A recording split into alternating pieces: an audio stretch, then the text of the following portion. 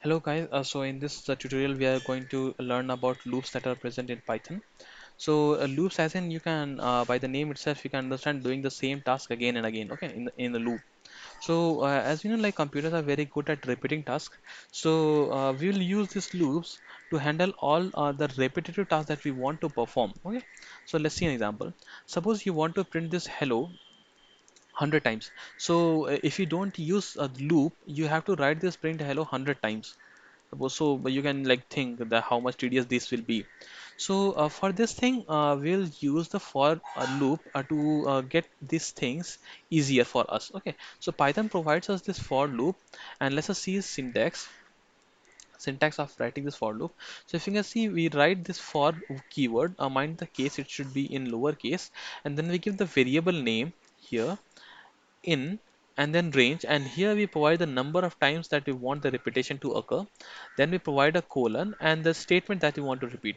Please mind the statements that you want to repeat should be indented here. Here you should give an indentation so that for loop can understand, okay, these are the things that we need to repeat again and again. So let's see an example for that, like this.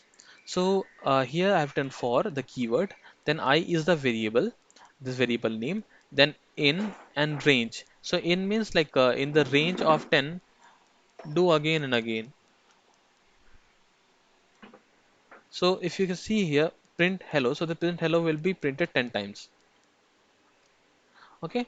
So let's see an example and deep dive into this uh, variable name and this range function. Okay. So let's see this loop variable. So what is this loop variable actually is? If you see, we have written this statement as the first line where I is called as the loop variable. Okay.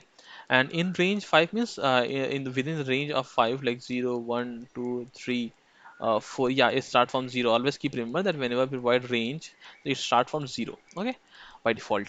So I is a loop variable and in range, so I will be assigned to these values 0, 1, 2, 3, 4 again and again, and it will print that value here. Okay, so if you see here, it will print these values, these 0, 1, 2, 3, 4. So what happens is when first as this programs run, I is assigned a value of 0, and then it performs this printing thing and again goes back here. Check the condition. Okay, is there still anything that needs to be assigned? So 0 is given, 1, 2, 3, 4 is still there. So 1 is now assigned to I, and I is 1. Then it again goes to the loop, prints I, again comes back. So 1 is gone now. Now again 2 is assigned to I, and the same thing is repeated again and again until it reaches 4. So these 4 values are printed. Okay, please keep in mind that there is nothing special about this letter I. So what I mean to say is the variable name that we are using here I is need not to be I. You can give it is any name that you may like. Okay, suppose I have given this as a loop count. So if you can see for loop count in range 5. So when you print this loop count, it will this loop count is similar to this I. This I and loop count has nothing different, just the names are different. Like everything else will be same as it functions. Yeah, I was assigned initially value, so loop count when you will loop over it. This loop count will be assigned value 0 initially, then it will perform the loop, then it will come back, it will be assigned value 1, then 2, then 3, then 4. Okay, similarly, and then it will print all those things here on the console. Okay, now if you see the range function, so we have seen here that see there were three parts for I in range. So this was the main thing. So we have seen that for and in what it is, I we have seen the loop variable. Now we are going to see the range function. So when you provide range and then some value, so this is what this does is it prints all those values, not prints, it gives back all those values from 0 up till that point, just not including that, up to 0 to n minus 1. So if you see, if you provide range 5, so it will print or like it will give back all these values 0, 1, 2, 3, 4, all. Okay. Now there's another version of this range function. If you provide this start and this end, then in this range, instead of starting it from 0, it will start from this particular value, whatever you have provided. So if you have given range 3 to 7, it will start from 3 and will print up to 7 minus 1, that is 6. Okay. There's a third version also where you can provide the start end and also the number of steps that you have to give. See here, if you have provided start and end, it was going like this: 3, then 4, then 5, then 6. So you can see the steps that it was taking was by default 1. By default the step was 1, so it was taking one step at a time, again and again, again and again. But here the you can also provide the number of steps that you want here. So if you write something like this: 1, 10 and 2, so this will start from 1, go up till 10 minus 1, that is 9, and each time it will take step of 2. So it will print 1, then 3, then 5, then 7, then 9. Okay, you can see the number of steps that is taken is 2 each time. Okay, so now, since now we have seen what this for loop exactly is, so if you let me write it again: for I in range colon, then the indentation, then the statement, okay, that you want to repeat. So we have seen that for should be in small case I is the loop variable in, as in whatever value this range gives inside this, or I should be loop over all those values. So if you give 1 to 3, 1 3 5 7 9, so it will, I will be 1 in first pass of the loop, then I will be 3 in second pass of the loop, then 5, then 7, then 9, and each time these statements will be executed. Okay, now this is it. This is the for loop that Python has. So using these logics, we can like you can try to perform these operations. Okay, like you can try to print these sequences, each of these separately, and these things will make your understanding of the loops clear. Okay, so you can try to print all these things, then this pyramid, then this inverse pyramid, then like this cone structure, then inverted cone structure, then this 1 2 3 4 5. This is a Fibonacci series, this thing and this thing you must try. This thing is good, like this will make your concept more clear about this thing. Just mention, just see that here when you are printing this, here is a space. Okay, a space is here, so you can try to print this type of structure, like here is a cone and here is a cone, so something like this. Here this thing, then the space, then like this.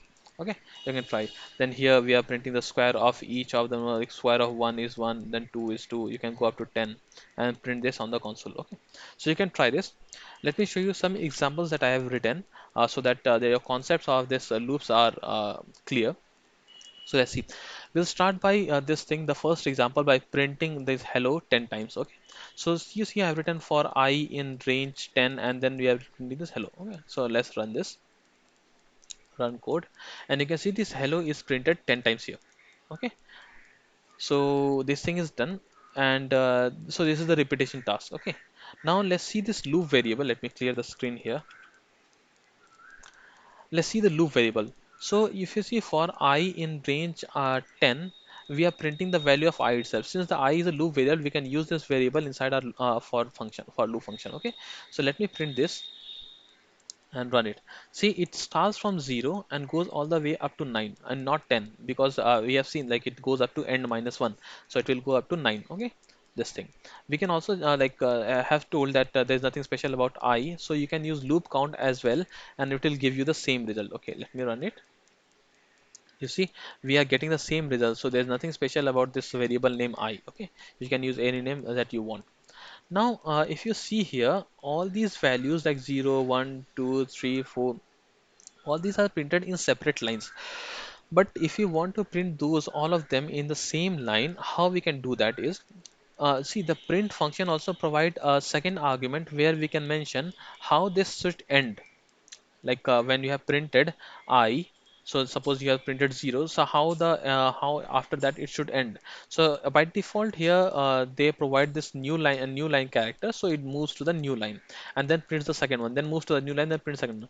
But if we can overwrite it, and let me provide this space here. So what will happen is, let me run it, and you'll see that now all these things are printed in a single line. So what happened is 0 is printed, then the end is space. So we have given a space instead of a new line character, hence we didn't move to the next line.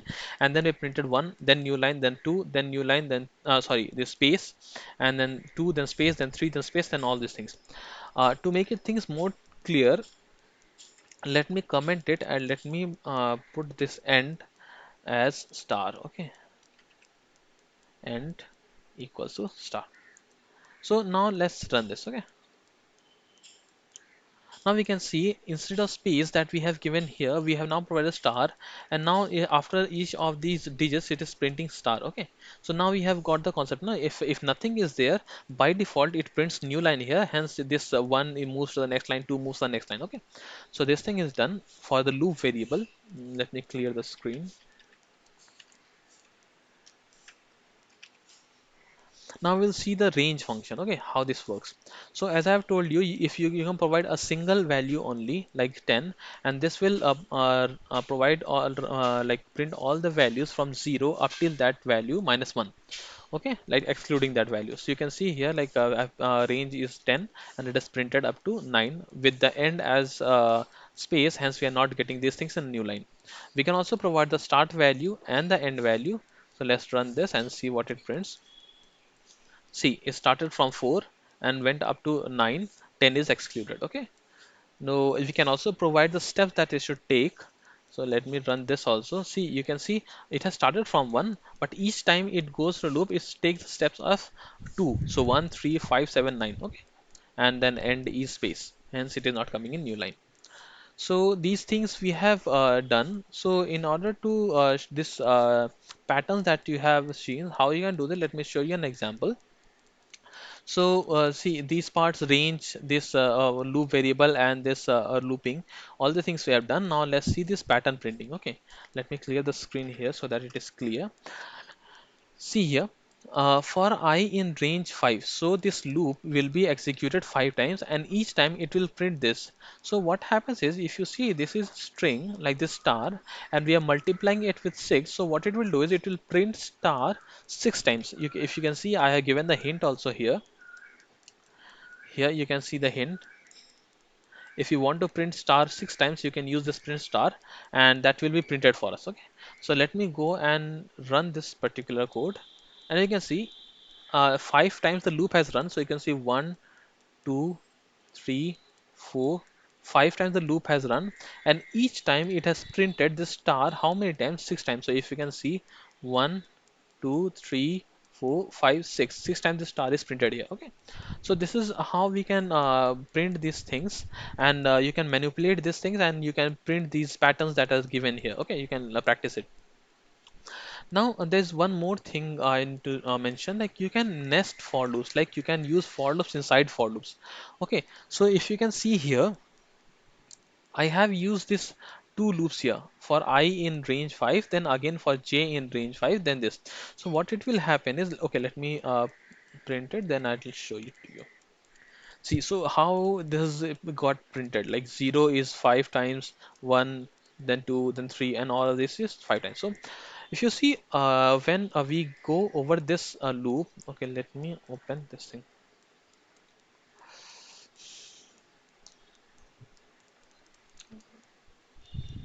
Yeah, let me show it to you how this for loop actually works here. So I have written the for loop like this: for I in range 5, then inside this I have provided colon, then I have again written for I in for j in range 5, and then I have printed again, I have provided colon, then again indentation. See, here also indentation, here also indentation, then I have done print I. So what is happening is, for each of these so see, don't consider this thing, don't get confused with it, just consider it as a box. And now you understand, like for each, here I have written for I in range 5, and then the statement that we have. So for each of these 5 times, these statements will be executed. What is inside the statement we will see later. So you can see that for I, these statement will be executed 5 times. So you can see the statement is 1, then statement executed second time, statement executed third time, statement executed 4 times, and statement executed 5 times. Now each of these statement, what they will do, we have to see it. So now for each statement, what it was, for j in range 5, and we were printing I.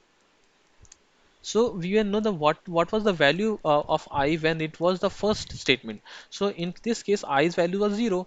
So it will print I as 0. How many times? For j in range 5. So it will print I five times. So it has printed one, two, three, four, five. Now this statement has ended. Now came the second statement, and in this case I is equals to 1. So it has printed 1 five times. 1, 2, 3, 4, 5.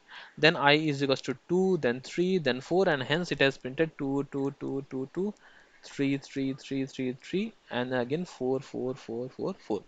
So you can see here, this is what has happened. We have provided this end here, hence it is all of them are being here. We have provided end also here, hence all of them are getting printed in the same line, otherwise it had gone vertically. So we have provided this double quote so that it is printed in a horizontal line, and hence we get this pattern. Okay, so this was it all about, like, this for loops can be nested. You can put more for loops inside it as per your need. But these was the main concepts that was related to for loop. Yeah, and do try to practice these questions. I think this will make your loop concepts a bit clear. Okay, thank you.